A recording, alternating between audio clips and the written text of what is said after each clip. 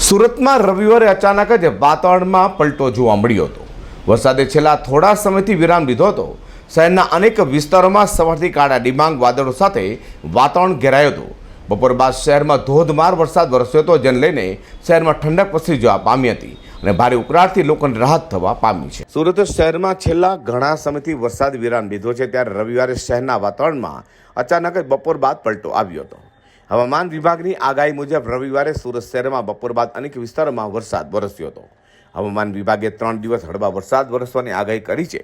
તો સુરત શહેરમાં રવિવારે સવારથી જ અનેક વિસ્તારોમાં કાળા ડિબાંગ વાદળ સાથેનું વાતાવરણ ઘેરેલું જોવા મળ્યું હતું। ત્યારે બપોર બાદ સુરતના ચોક બજાર, જાંપા બજાર, કતારગામ, લાલ દરવાજા, વરાછા, મૈદરપુરા, રામપુરા, ઘોડો road, Dumas road, Adajan station વિસ્તાર સહિતના વિસ્તારમાં અચાનક ધોધમાર વરસાદ વરસવા પામ્યો હતો। છેલ્લા ઘણા સમયથી શહેરમાં ભારે બફારા અને ઉકળાટ વર્તાઈ રહ્યો હતો, ત્યારે અચાનક વરસાદ વરસતા શહેરમાં ઠંડક પ્રસરી જવા પામી હતી અને લોકોને બફારામાંથી રાહત મળી છે। ત્યારે 3 ઇંચ જેટલો વરસાદ સુરત શહેરમાં વરસવા પામ્યો હતો। અઝર કુર્સી સાથે પ્રકાશવાળા।